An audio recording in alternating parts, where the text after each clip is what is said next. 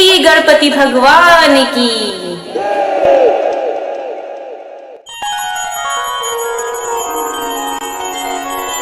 सकट का व्रत भगवान गणेश की पूजा को समर्पित होता है। कहा जाता है कि यदि सच्चे भाव से सकट का उपवास रखा जाए तो संतान सुख की प्राप्ति का आशीर्वाद प्राप्त होता है। लेकिन इस दिन सकट व्रत कथा का पाठ करना बेहद जरूरी होता है। इससे उपवास का संपूर्ण फल प्राप्त होता है। सकट के व्रत की कथा को लेकर कहा जाता है कि एक बार भगवान शिव जी ने कार्तिकेय और गणेश जी से पूछा कि तुम दोनों में से कौन देवताओं के कष्टों का निवारण कर सकता है। शिव जी की यह बात सुनकर दोनों ने ही स्वयं को इस कार्य के लिए सक्षम समझा। गणेश जी और कार्तिकेय के जवाब सुनकर महादेव ने कहा कि तुम दोनों में से जो भी पहले इस पृथ्वी की परिक्रमा करके वापस लौटेगा वहीं देवताओं की मदद करने जाएगा। शिव जी के इस वचन को सुनकर कार्तिकेय अपने वाहन मोर पर सवार होकर पृथ्वी की परिक्रमा के लिए निकल गए। लेकिन इस दौरान भगवान गणेश विचार मग्न हो गए कि वे चूहे के ऊपर चढ़कर पूरी पृथ्वी की परिक्रमा करेंगे तो इसमें बहुत समय लग जाएगा। ऐसे में गणेश जी को एक उपाय सूझा। वह अपने स्थान से उठकर अपने माता पिता की 7 परिक्रमा करके वापस बैठ गए। वहीं पृथ्वी की पूरी परिक्रमा करके कार्तिकेय भी लौट आए और स्वयं को विजयी बताने लगे। फिर जब भोलेनाथ ने गणेश जी से पृथ्वी की परिक्रमा न करने का कारण पूछा तो गणेश जी ने अपने उत्तर में कहा कि माता पिता के चरणों में ही समस्त लोक है। गणेश जी के इस जवाब को सुनकर शिव जी ने गणेश जी को देवताओं के संकट दूर करने की आज्ञा दी। इतना ही नहीं, शंकर जी ने कहा कि जो भी साधक चतुर्थी के दिन तुम्हारा श्रद्धा पूर्वक पूजन करेगा और रात्रि में चंद्रमा को अर्घ्य देगा उसके सभी कष्ट दूर हो जाएंगे। बोलो गणेश जी महाराज की जय, बोलो सकट महाराज की जय।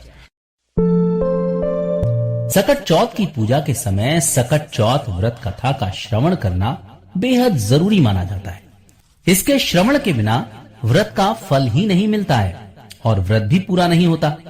ऐसी धार्मिक मान्यता है कि व्रत कथा का श्रवण करने से ही व्रत के महत्व का पता चलता है। तो आइए जानते हैं कि सकट चौथ की व्रत कथा क्या है और गणेश जी की पूजा की महिमा क्या है।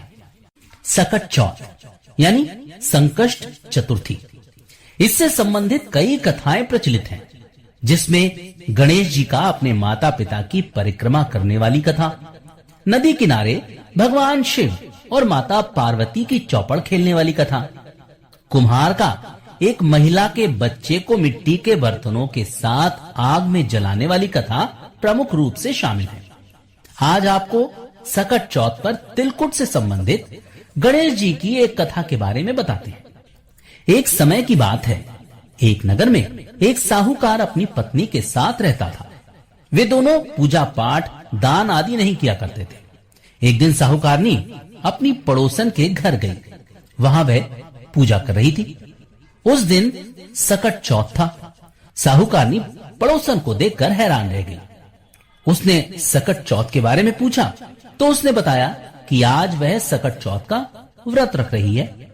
इस व्रत में वो गणेश जी की पूजा कर रही है।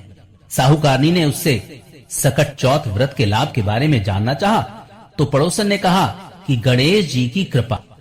इस पर साहूकारनी ने कहा कि वह मां बनती है तो सवारेगी और सकट चौथ व्रत रखेगी। गणेश जी ने उसकी मनोकामना पूर्ण कर दी। वह गर्भवती हो गई। अब साहूकारनी की लालसा बढ़ गई। उसने कहा कि उसे बेटा हुआ तो 2.5 सेर तिलकुट करेगी। गणेश जी की कृपा से उसे पुत्र भी प्राप्त हो गया। तब उसने कहा कि यदि उसके बेटे का विवाह हो जाता है तो वह 5.25 सेर तिलकुट करेगी। गणेश जी के आशीर्वाद से उसके लड़के का विवाह भी तय हो गया। लेकिन साहूकारनी ने कभी न सकट का व्रत रखा और ना ही तिलकुट किया। साहूकारनी के इस आचरण पर गणेश जी ने उसे सबक सिखाने की सोची। जब उसके लड़के का विवाह हो रहा था तब गणेश जी ने अपनी माया से उसे पीपल के पेड़ पर बैठा दिया। अब सभी लोग वर को खोजने लगे। वर ना मिलने से विवाह संपन्न नहीं हो पाया। एक दिन साहूकारनी की होने वाली बहू सहेलियों संग दूरबा लाने जंगल को गई हुई थी। उसी समय पीपल के पेड़ पर बैठे साहूकारनी के बेटे ने उससे आवाज लगाई, ओ मेरी अर्ध ब्याही, यह सुनकर सभी युवतियां डर गईं और भागकर घर आ गईं। उस युवती ने सारी घटना मां को बताई। तब वे सब उस पेड़ के पास पहुंचे। युवती की मां ने देखा कि उस पर तो उसका होने वाला दामाद बैठा है।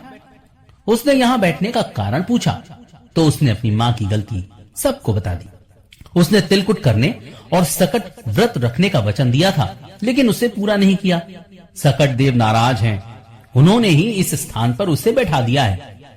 यह बात सुनकर उस युवती की मां साहूकारनी के पास दौड़ी दौड़ी गई और उसे सारी बात बताई। तब उसे अपनी गलती का एहसास हुआ। तब उसने कहा कि हे सकट महाराज, उसका बेटा घर आ जाएगा तो 2.5 मन का तिलकुट करेगी। गणेश जी ने उसे फिर एक मौका दिया। लड़का घर आ गया और उसका विवाह संपूर्ण हुआ। उसके बाद साहूकारनी ने 2.5 मन का तिलकुट किया और सकट व्रत रखा।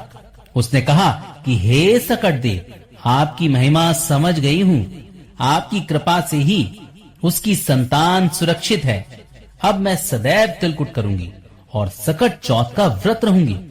इसके बाद से उस नगर में सकट चौथ का व्रत और तिलकुट धूमधाम से होने लगा। आज भी देश भर में हिंदू धर्म की मान्यता के अनुसार माताएं अपनी पुत्रों की रक्षा के लिए इस व्रत को बड़े ही मन से रखती हैं। जय सकट महाराज, बोलो गणपति महाराज की।